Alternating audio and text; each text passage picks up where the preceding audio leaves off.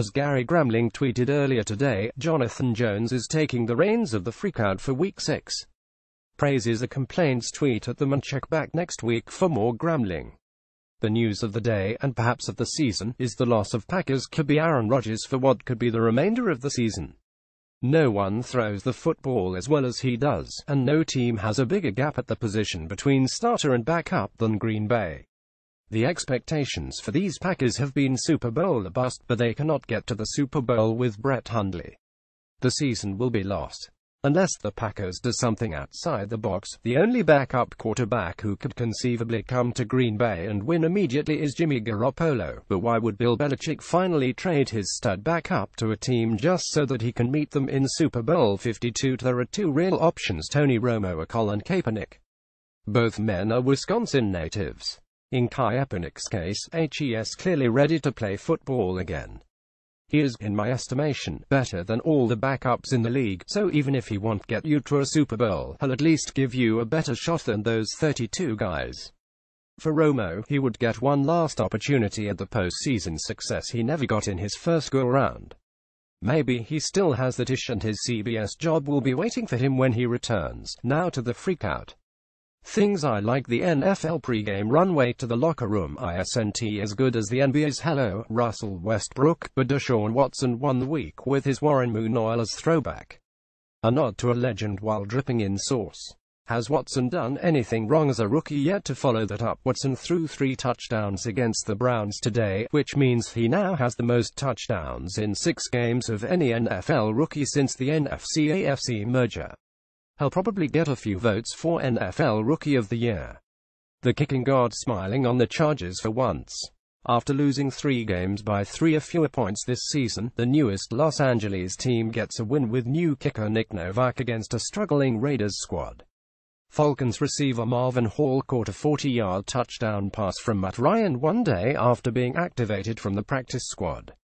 It's also his first ever regular season game. I reckon the Dolphins' didn't game plan for him. Jets QB Josh McCown hung 354 yards on the Patriots, becoming the 6th quarterback to reach the 300-yard plateau against New England. The Pittsburgh defense held the Chiefs to just 6 yards of total offense in the first half and without a first down until the final 140 of the first half. If only that held up in the second half. Cam Jordan dunking the ball on the goalpost late in the game. The goalpost was shaking minutes after the thunderous dunk. Send it in, Cam. I can't wait to see where former 49er Navarro Bowman lands. John Fox is embracing his beard game as fall hits Chicago. Fox had one of the best jinxes of the season in the third quarter of the Lions-Saints game. After reminding viewers that New Orleans hadn't given the ball away once in 290-some plays, the very next play is a Drew Brees interception. Things I didn't like: the Detroit Lions. Sam Bradford's knees. Unlike the Browns, the Vikings have gotten the quarterback position right twice in 3 years but are somehow just as unlucky at the spot. I don't know how Austin Seferian-Jenkins didn't score a touchdown on that strange fumble into the end zone. The Jets got job there. Whatever the rule is, that's not the spirit of it. The Falcons' vaunted offense didn't score a point in the final 35 minutes of the game. Steve Sarkisian decided he would rather call plays in the coach's box than on the sideline, where he had been for the first 4 games. It may already be time to take the elevator back down. Antonio Brown stopping on his second quarter route on 3rd and 5 that led to a Ben Roethlisberger interception. Big Ben's gotten beat up this season, but the pick definitely was on his all-pro receiver. I heard the explanation by rules boss Mike Pereira, but I still don't like the no call on Anthony Barr's hit on Rodgers. The ball was out, Barr wrapped up Rodgers and then drove him into the ground. I feel like that usually gets flagged. You can't hold the ball that long in the end zone. Matthew Stafford. Bad things like a fumble recovered for a touchdown will happen.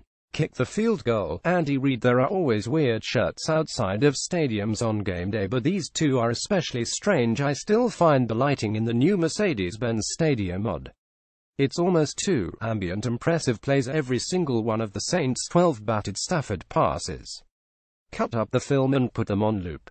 The pride of Wake Forest, Michael Campanaro, taking a punt back 73 yards in the final 2 minutes to allow the Ravens to knot the game at 24.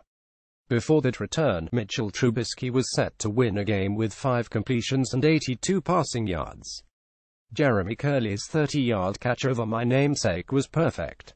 Golden Tate broke 3 tackles on his way to his 45-yard touchdown. I could have easily put the Saints' missed tackling exhibition in things I didn't like, but credit to Tate for flipping into the end zone. AB made up for his third down stop, which I discussed above, on his circus 51-yard catch that was sure to be incomplete if not intercepted. Without that touchdown grab, the ball is going back to Alex Smith with a chance to win the game.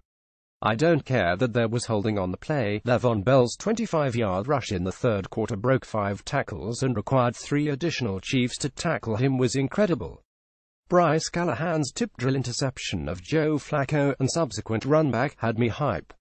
If he had a little more gas, it would have been the best pick six of the season.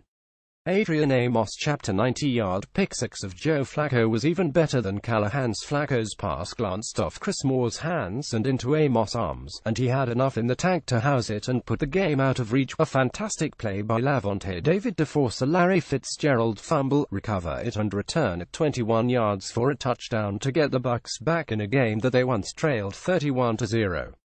I'm firmly in the camp that you should taunt the opponent near the goal line when you're about to score. I know Jamal Agnew's taunt of the Saints as he neared pay dirt cost his team 15 yards, but I think it was a taunt well worth it. Kirk Cousins got lucky when his second quarter interception was reversed upon review. But then he threw a real interception on the next play. Woof. Alvin Kamara hurdling Darius Slay while he has barely put his head down is the best type of hurdling out there. Kiko Alonso carrying Taylor Gabriel 20 yards on an incomplete pass will be a gif he'll use for many years to come.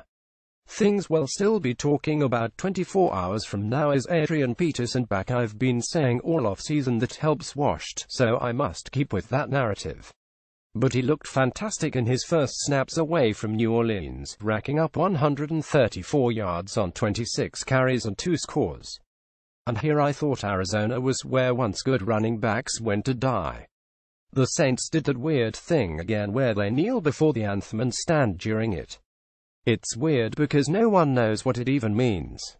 I have my doubts this week's owners' meeting will produce anything positive for those who want to continue drawing attention to our nation's ills.